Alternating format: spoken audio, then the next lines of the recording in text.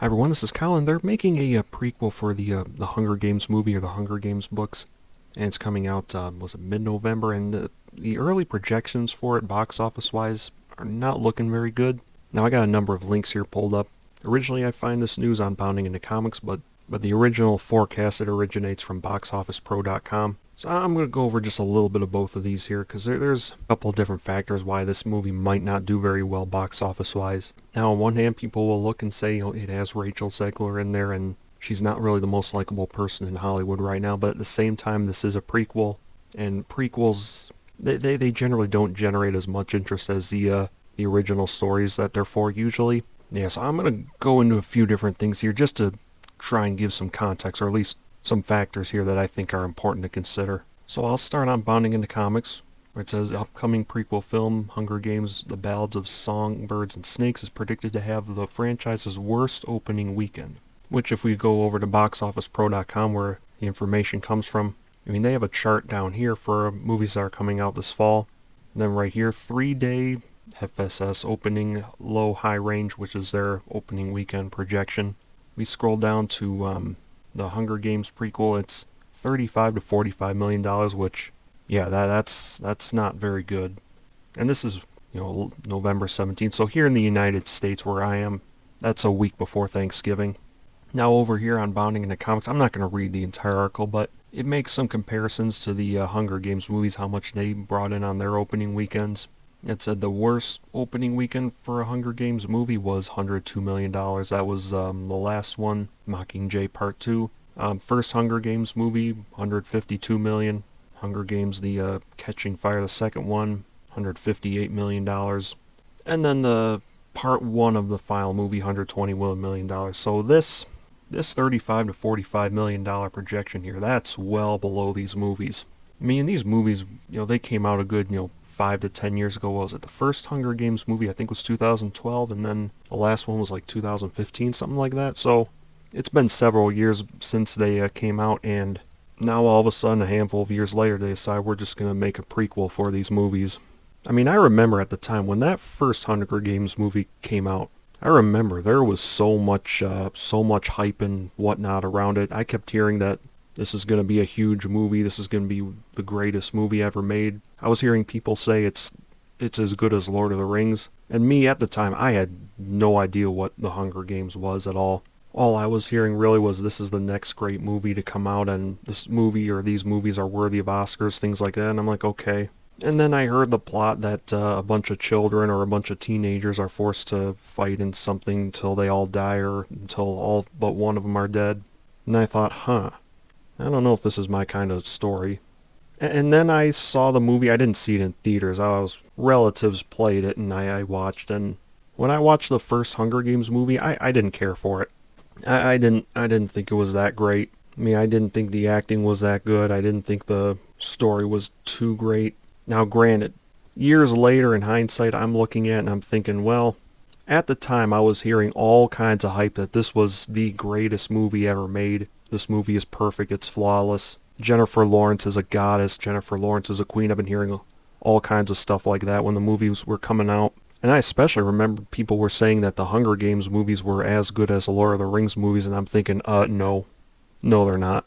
And because of that, at the time, I'm thinking, like, no, these movies are terrible. Nowadays, I'm thinking, they're young adult movies. Of course, young adult movies are not going to be as good as Lord of the Rings.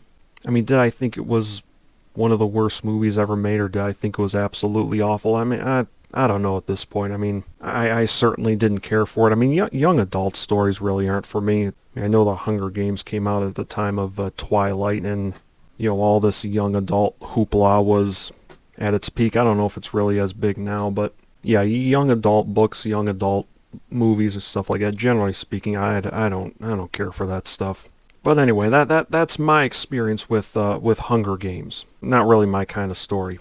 Okay, so this prequel. Why exactly is it not projected to do well? I tell you folks, every time I look at this picture, this guy's wearing a suit with a skirt on over it. Is this some kind of fashion trend? I'm not a fashion expert. You tell me. Alright, what was I talking about? Oh yeah, so I mean, if we're wondering why exactly is it not projected to do well, I mean, there's a couple possible factors. I mean, number one, probably the big elephant in the room. It's got Rachel Zegler in it. She's the star in Disney's Snow White remake. And yeah, a lot of people don't like her. Don't like a lot of the things that she said about the original Disney Snow White movie. Is that the reason why projections are so low? No, I don't. I don't think so. It might be a small factor, but I'm going to show you some things here just for context. I'm on boxofficemojo.com, and I just got the final box office numbers for the original Hunger Games movie. So this is the first one from 2012. $694 million total worldwide, so that's just under $700 million. Second movie, this one made the most, 2013, Catching Fire, $865 million. And then the two Mockingjay movies, first one here, $755 million. And then the part two, $653 million. So none of these movies by themselves cleared $1 billion at the box office. I mean, you got a lot of blockbuster movies today that clear $1 billion easily. None of these movies did. The highest one, $865 million, which is 86.5% of $1 billion. That's the closest that they got to hitting $1 billion. And if you want any context there, I mean, the three Hobbit movies that came out, which I'm a Tolkien fan, I'm a Lord of the Rings fan. I mean, there were certainly some problems with the Hobbit movies. I mean, the Hobbit was one book split into three movies, and they added so much stuff into there, some of which had nothing to do with that world at all. What was it again? They had a female elf in there with a love story with a dwarf. I'm like, why is that in there? I mean, the Hobbit movies are better than Amazon's Rings of Power show, I can tell you that. But yeah, I mean, there were certainly some very valid criticisms of those movies. But the three Hobbit movies, the first one cleared $1 billion. The next two were in like the $900 million range, about like $950 million, something like that they both made. Some were just over $950 million. So on average, the average Hobbit movie was making more than the average Hunger Games movie, and they were coming out around the same time. Alright, but the reason why I bring this up here is that for this prequel to be on par with the original Hunger Games movies, it doesn't need to make a giant amount of money. I mean, it doesn't need to make $1 billion at all, because none of these movies made $1 billion. Now, I'll read a little bit here from Bounding into Comics. They go into some of the budgets and how much they'd have to make for profit. So production budgets for the previous four films have ranged from $80 million for the first film to $160 million for Mockingjay Part 2. Catching Fire had a budget of $130 million, and Mockingjay Part 1 had a $125 million budget. If you take the original film's production budget of $80 million, which was the smallest budget of any of the movies, the film would likely need to gross $200 million worldwide, which, the rule of thumb is whatever the production budget is, you gotta make 2.5 times that to make a profit. Looking at the low-end estimates for the film's domestic box office, it's possible the film does not break even if you add in global totals. I mean, on this budget topic here, first one, $78 million. They rounded up to $80 million. $130 million for the second movie, $125 million for Part 1 of Mockingjay, $160 million for Part 2. So depending on what the movie budget is for this prequel, it would have to make anywhere from $200 million to $400 million in the box office just to make a profit, depending on what the movie budget is. And I don't know what the movie budget is for this prequel movie's Ballad of Songbirds and Snakes. But movie budgets, generally speaking, they seem to be getting bigger and bigger nowadays, so I'm going to bet it's more than this $78 million number. I don't know, though. But if it's got to make $200 to $400 million, well, how much did the previous Hunger Games movies make? The original actual story. Just under $700 million for the first one. Sequel, $865 million. $755 million for Part 1 of Mockingjay. $653 for the final movie. Based on these final box office numbers, the ceiling for this prequel Hunger Games movie doesn't seem to be that high. I mean, if it needs as much as $400 million in order to make a profit, and the original projections here, $35 to $45 million over the opening weekend, I don't think things are looking good for that movie. And there's a couple of good points made here on this article for BoxOfficePro.com. So it brings up, preliminary social metrics for Ballad of Songbirds and Snakes are far below those of its franchise predecessors and more comparable to the recent Fantastic Beasts sequels in the Harry Potter universe. This is reflective of an overall decline in the former heat created by young adult leaning films 1 decade ago. I mean, that's one small factor. I mean, young adult stories used to be real popular. I mean, not that they aren't anymore, but I think some of the steam is gone for those now. And then goes on, moreover, Jennifer Lawrence's rise to stardom during the film franchise's original series will obviously not be a factor here. Franchise prequels rarely drum up to the same excitement as what's come before. This right here is the big key if you ask me. Because the Hunger Games, the first Hunger Games and what were those titles called? Catching Fire and Mockingjay. I mean, those are the main stories within this Hunger Games world or Hunger Games universe, whatever you want to call it.